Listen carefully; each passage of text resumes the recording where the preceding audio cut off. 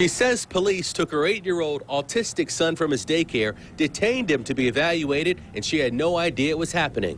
Now this mother wants to know why and to make sure it doesn't happen to other parents.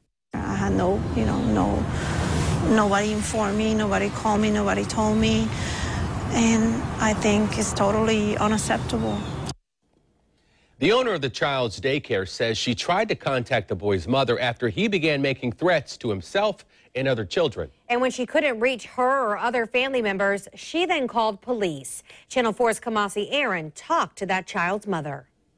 According to Florida law, a parent has to give consent before a child is admitted under the Baker Act, unless the child is a danger to themselves or to others. But what this mom says is most terrifying to her about what happened with her son here is that she had no idea police had taken her child. It's just a moment that a parent is the worst nightmare. You don't know where your child is at that moment. That's how Myrna Miranda describes the moment she went to pick up her 8-year-old autistic son from after-school care, only to find out he wasn't there. His twin brother comes out and said, "Mommy, no, Chris is not here." And that's when I realized he wasn't there. And I said, "What do you mean Chris is not here?"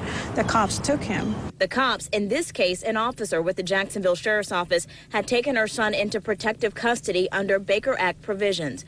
According to this report, her son was making threats to harm himself and others. Miranda says that's not what upset her.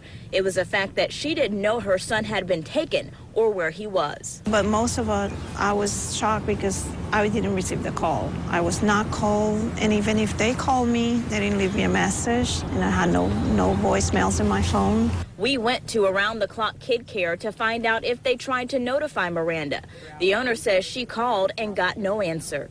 Yes, I reached out to call her, and I didn't get her. And so for me to call back or to leave a message at that time with what's going on, she wouldn't have understood. The next best thing is the safety of that child and the safety of others. We asked Rhonda Peoples-Waters, an attorney not affiliated with this case, what the law says about situations like these. The law has spelled that out, that if you are the parent or other guardian of a minor, that you should be contacted prior to this process of Baker acting occur. But again, there are exceptions, and if your child is in a situation where they're a danger to themselves or others, then the process can allow for emergency medical treatment to be rendered to that minor. Miranda wishes the child care facility and JSO had done more to reach out to her and hopes this situation will cause everyone involved to take a deeper look at the law. We're handling minors with a mental disability. We're not handling a juvenile that went ahead and pulled a gun in school. Miranda says she was finally able to get her son, and he is at home with her right now. And what she wants to come from this is really that she or any other parent has to go through something like this again. Kamasi Aaron, Channel 4, the local station.